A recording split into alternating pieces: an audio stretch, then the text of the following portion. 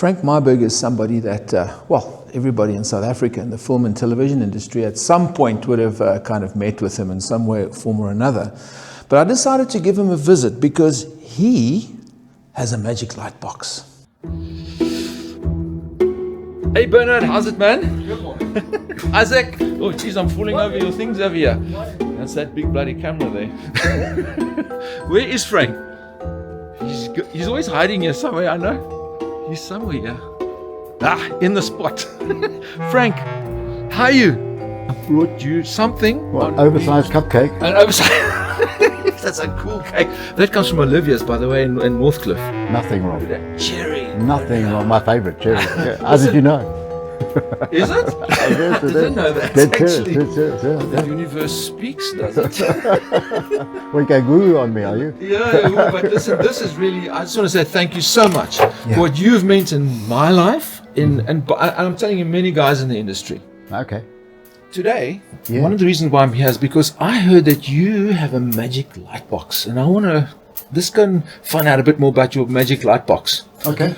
You have a museum, and your collection is just phenomenal of old things. Look, a few of these cameras are from the second oldest film studios in the world, the old Killarney Film Studio. Yeah.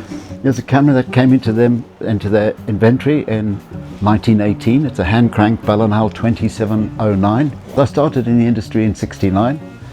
I bought this CP16 news camera. This camera shot 16mm film with a sound on the side, striped onto the side. Okay. And yeah, it's one of the prize collections. And you kind of did sound, isn't it? I did sound, but I also did camera and I did film editing, and I'll show you that if you've got a moment a little bit later.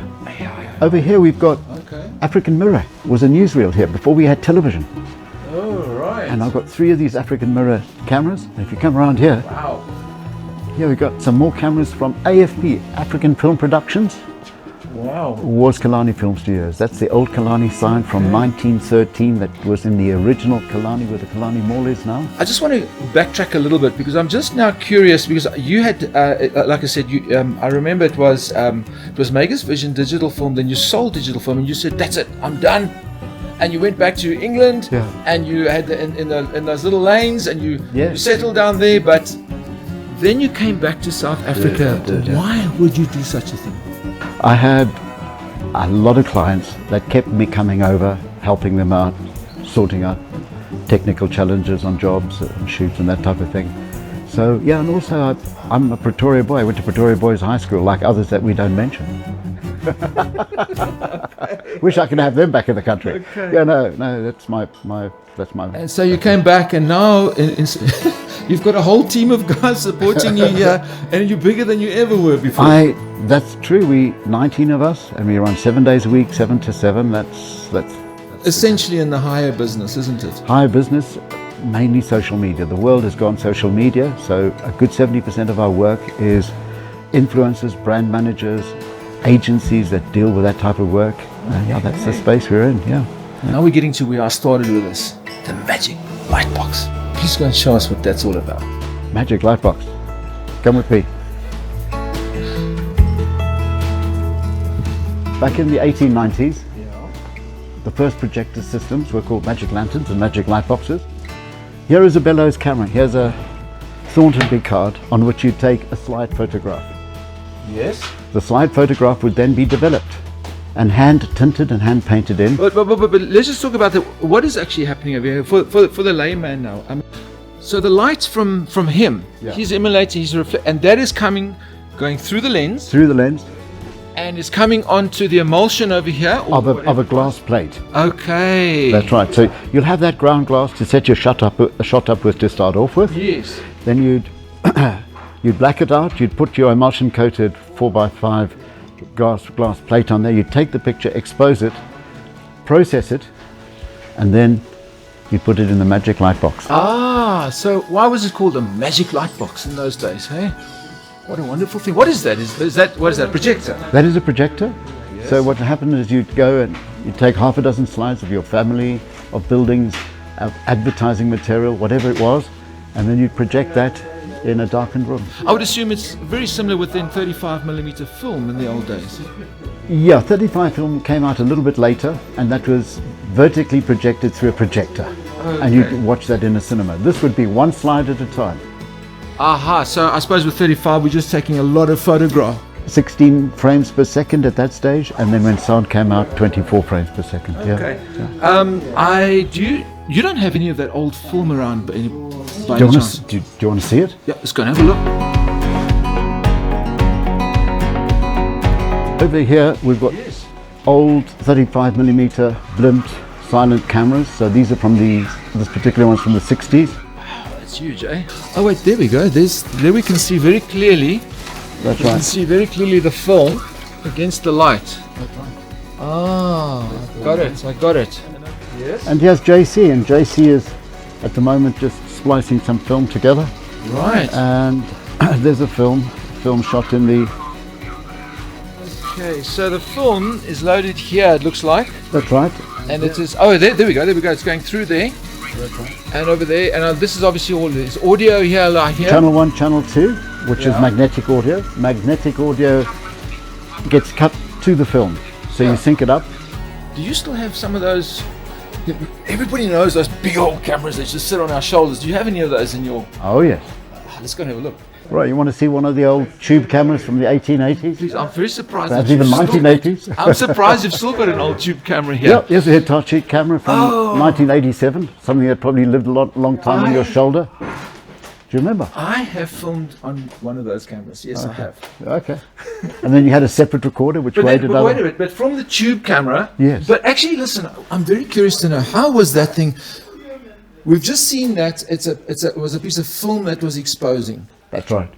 Now, what was happening with the tube camera? What is happening with the tube cameras, you had three tubes, red, green and blue, which is giving out a composite signal to a separate recorder, a recorder that weighed about 15 kilos, and your sound man used to run around with that. He'd record that onto a tape.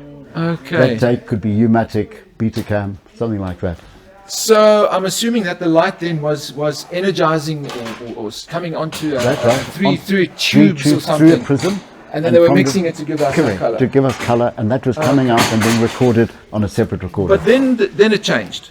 Then it changed. Yeah, then we went to single system cameras, a camera that recorded tape on tape, and it recorded sound and video images. Yeah, I think people of my generation probably still associate with these big cameras on our shoulders, you know what I mean? Absolutely. This is a camera you would have used if you'd rented from me. That's a camera from the early 1990s. We go back 35 years. I mean, Yeah, you remember this.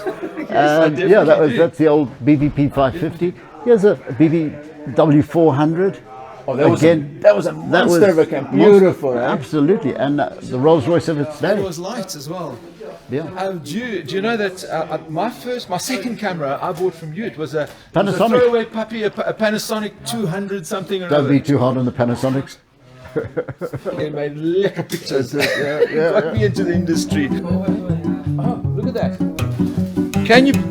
Frank, do you know that the Blonde was this first piece of equipment I ever bought, and this is a light, by the way, if people don't know.